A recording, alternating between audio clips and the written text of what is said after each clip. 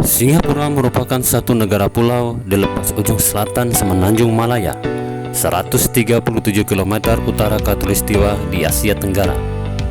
Meskipun hanya memiliki luas total 728,6 km persegi, namun negara ini begitu pandai memajukan perekonomiannya. Layanan keuangan, bidang perbankan, manufaktur, dan pengelolaan minyak dan gas menjadi andalan negara Singapura. Salah satu indikator untuk mengukur kemakmuran satu negara adalah pendapatan per kapita. Berdasarkan data IMF, Singapura memiliki pendapatan per kapita yang sangat tinggi, yaitu mencapai 58,07 dolar Amerika atau setara 812 juta rupiah, mengalahkan negara-negara maju di dunia sekelas Perancis, Jerman, bahkan Jepang. Hal tersebut sebanding dengan standar kehidupan yang layak di Singapura yang sangat tinggi. Rata-rata pengeluaran setiap orang di Singapura antara 13,5 juta rupiah sampai 63 juta rupiah per bulan. Selain itu, kualitas pelayanan medis di Singapura termasuk yang terbaik dan diandalkan di Asia Tenggara. Menurut data WHO, Singapura berada di peringkat 6 dunia dan terbaik di Asia untuk kategori sistem pelayanan kesehatan yang terbaik. Dari data Economist Intelligence Unit, rata-rata sebanyak 550.000 pasien datang dari luar negeri untuk berobat ke Singapura. Pasien terbanyak berasal dari Indonesia, Filipina, Australia, sebagian dari Amerika Utara dan negara-negara di Eropa. Dalam diskusi sering sekali muncul pertanyaan, bagaimana negara yang kecil, minim SDA, dan penduduk hanya 5,6 juta menjadi negara yang maju seperti sekarang ini? Pada beberapa kesempatan, mantan Perdana Menteri Singapura, Lee Kuan Yew, menyampaikan beberapa hal yang menjadi kunci sukses ia membangun Singapura. Walaupun dengan keadaan negara yang serba kekurangan pada saat baru merdeka, Lee Kuan Yew tetap optimis mampu membangun negaranya. Dia mengatakan kunci sukses Singapura menjadi negara maju adalah karena tekad dan kerja keras rakyatnya. Lee Kuan Yew memimpin negaranya seperti memimpin sebuah perusahaan yang membutuhkan tekad, kerja keras, dan disiplin yang tinggi. Semangat kerja orang Singapura salah satunya tergambar dari kecepatannya berjalan. Berdasarkan riset Profesor Richard, berjalan kaki di Singapura adalah yang tercepat di dunia, dengan kecepatan 10,55 detik per 18 meter. Profesor Richard merupakan profesor psikologi dari Inggris, melakukan studi dengan bantuan lembaga British Council. Ia melakukan riset pada 32 kota di dunia, mencatat waktu yang dibutuhkan oleh 35 orang untuk berjalan sejauh 18 meter. Dan pejalan kaki di Singapura adalah yang tercepat di dunia, disusul oleh Copenhagen di Denmark dan Madrid di Spanyol. Kunci sukses negara Singapura selanjutnya adalah pemberantasan korupsi.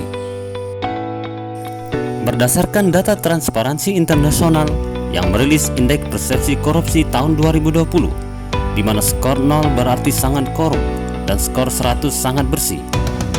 Singapura memperoleh nilai 85 dan menjadikannya yang terbaik di Asia atau nomor 3 terbaik di dunia, bersanding bersama Swiss, Finlandia, dan Swedia. Sementara Indonesia memperoleh skor 37 dengan ranking 102 dunia, berada jauh dibandingkan Brunei Darussalam, Malaysia, bahkan di bawah Timur Leste. Keberhasilan pemberantasan korupsi di Singapura melalui langkah-langkah strategis Lembaga Anti Korupsi Singapura (CPAB), yaitu dengan mengubah konsep imbalan dan hukuman. Bagi orang yang menolak penyuapan, akan diberi imbalan dalam bentuk surat pujian serta kenaikan pangkat dan gaji yang baik. Sedangkan bentuk hukuman diberikan dalam bentuk administratif yang dapat mempengaruhi masa depan dan karir. Masyarakat juga berperan aktif melaporkan jika ada indikasi penyelewengan, termasuk para pejabat negara yang kehidupannya di luar kewajaran. Dan yang paling penting adalah tekad politik yang tinggi dari pemerintah Singapura untuk memberantas korupsi, menjadikan Singapura sebagai negara yang paling bersih dari korupsi. Kunci keberhasilan selanjutnya adalah pendidikan yang baik. Pemerintah Singapura sangat sadar akan pentingnya pendidikan dan pengetahuan sebagai penentu kesuksesan masa depan. Sektor pendidikan menjadi salah satu fokus pembangunan pemerintah Singapura.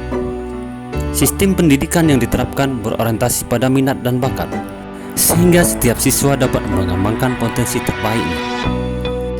Kualitas pendidikan di Singapura memang sangat bermutu dan terbukti dari keunggulan para lulusannya. Pemerintah Singapura juga sangat memperhatikan kesejahteraan guru, sehingga mereka mempunyai tenaga pengajar yang berkualitas. Selain itu, kurikulum pendidikan di Singapura juga sangat berorientasi pada semangat wirausaha, yang sangat mementingkan adanya inovasi, kreasi, juga kemampuan berkompetisi para siswanya.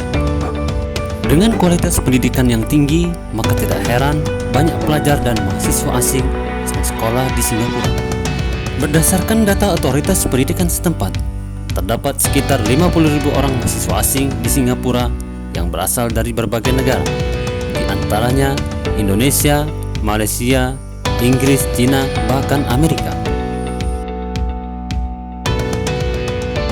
Etos kerja, pemberantasan korupsi, dan pendidikan telah terbukti menjadikan Singapura menjadi negara maju meskipun sumber daya alam terbatas. Lalu, apakah kita bisa melakukan hal yang sama atau lebih baik lagi dengan sumber daya alam yang melimpah? Seperti apa jadinya Indonesia? Semoga. Demikian, terima kasih dan sampai jumpa lagi.